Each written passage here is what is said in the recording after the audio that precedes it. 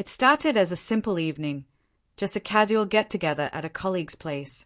My wife, Lena, was invited, and though I wasn't thrilled, she convinced me it'd be fun.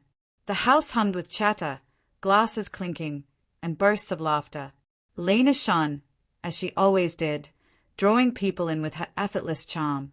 She thrived in these settings, her stories and quick wit making her the heart of the room. I lingered on the sidelines, sipping my drink, nodding through small talk, content to watch her glow.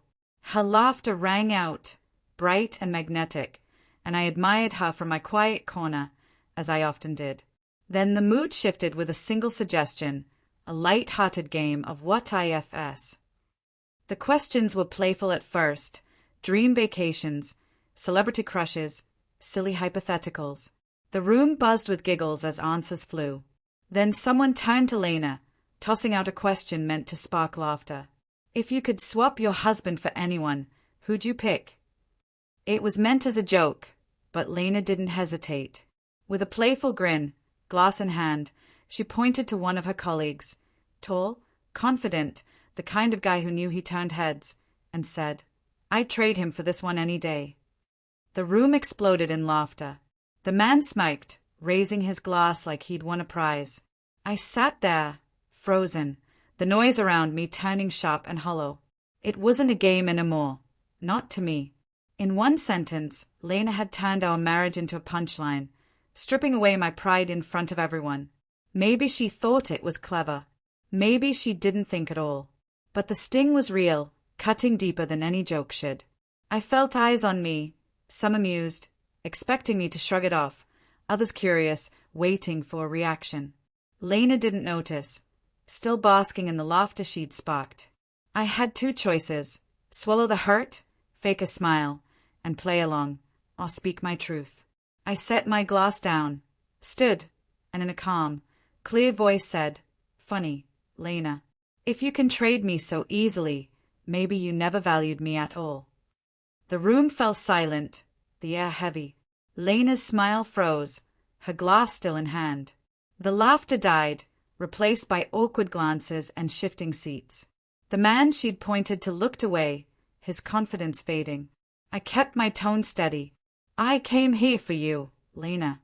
I stayed, supported you, even when I felt out of place. And you repaid me by making me a joke. Marriage isn't a game. Respect is what holds it together. Without it, we've got nothing." Lena's face flushed, her mouth opening to stammer. "I didn't mean." I raised a hand, cutting her off. "You said it. You thought it'd be funny. You chose me as the punchline. That says everything about how you see me." The silence was deafening. You could hear a distant clock ticking. People stared at the floor, the walls, anywhere but us. I looked at Lena one last time, not with anger, but with a weight of disappointment, and turned to the host. "Thanks for the evening. I'm done here." I walked out, leaving Lena in the spotlight she'd created, her words now a burden she couldn't escape. When she came home, her eyes were puffy, her voice shaky. She insisted it was a joke, that she didn't mean it, begging me to understand. I didn't yell. I didn't argue. I just said, "If you can laugh about tossing me aside in front of others, maybe you need to ask yourself what I mean to you. Tonight, you didn't act like my wife. You acted like someone who's forgotten what respect is." She crumpled, sobbing, pleading for forgiveness, swearing it wouldn't happen again. But something in me had changed. Forgiveness might come, but forgetting? Never. Words carry weight, and hers had landed like a blade. In the days that followed, whispers spread through her workplace. Some colleagues sided with me, others judged her carelessness. The man she'd named kept his distance, unwilling to be tied to the awkwardness. The laughter she'd chased turned on her, biting harder than she'd ever expected. I didn't need to say more. My words that night had done enough. Silenced the room, silenced her, and reminded everyone that marriage isn't a joke and respect isn't optional. I don't recall the drinks or the small talk from that night, but I'll never forget her words. "I'd trade him for this one any day. And I'll always remember mine. Maybe you never valued me at all." That was the night the laughter died.